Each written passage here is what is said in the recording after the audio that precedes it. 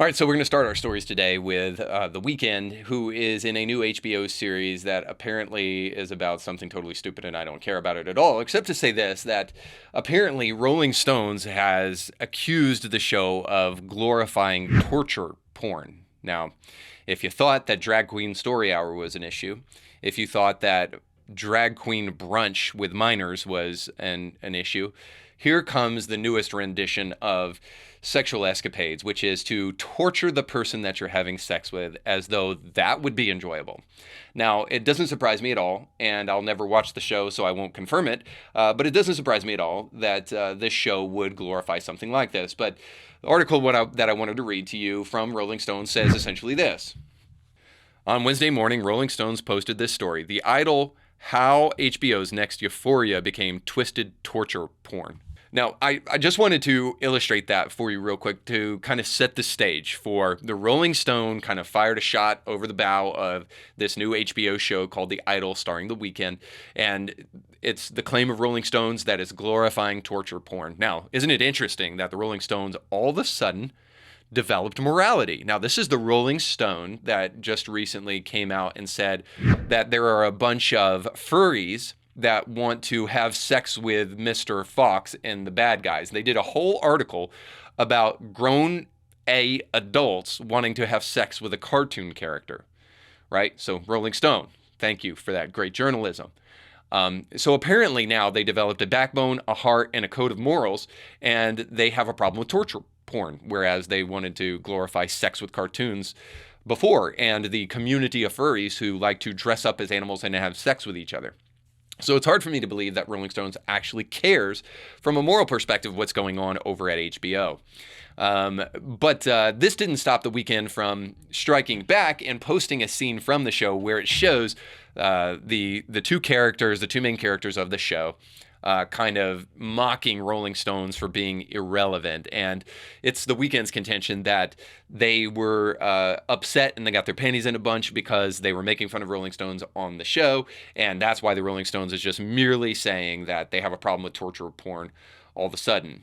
So regardless of what you think about the back and forth, I think The Weeknd makes a compelling story, and it was interesting that he fired back at them and made this kind of just a personal thing. And more than likely, it most likely is, because it's hard for me to believe that conveniently that the Rolling Stone just all of a sudden discovered morality all of a sudden. But that's the point of this story at the end of the day.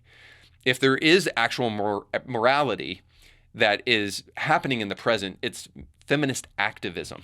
So perhaps they have a problem with the way this portrays women as weak and the way women are attacked in the show, but it's a completely one-sided view of humanity as feminism often presents to us.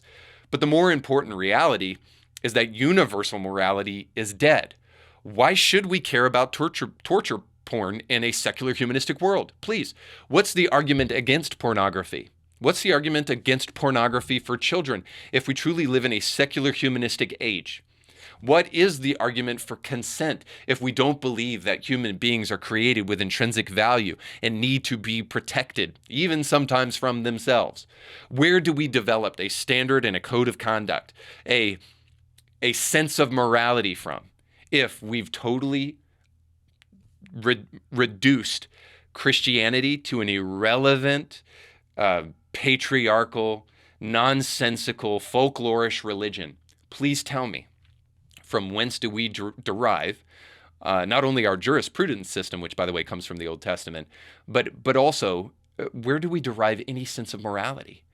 Isn't it true that if we catapult the Bible into the stratosphere and develop this utopianistic world for ourselves where the Bible is no longer necessary, that ultimately all we're left with is arbitrary values that are created by individuals? And then at that point, hey, bring the torture porn.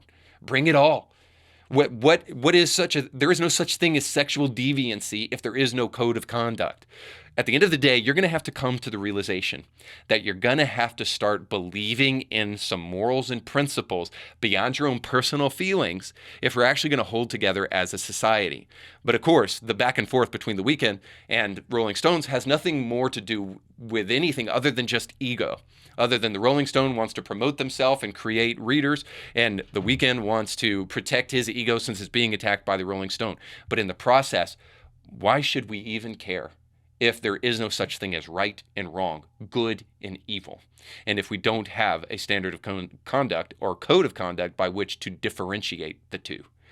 So needless to say, as we continue to, descend down the rabbit hole of leftist, secular, feminized culture, we're constantly coming up every once in a while, poking our head back up into the sunlight to realize there is no utopia down there. And in fact, we need to get back to some things that maybe didn't create utopia here on this earth, but was never intended to, but at least held us together with some semblance of common sense and morality.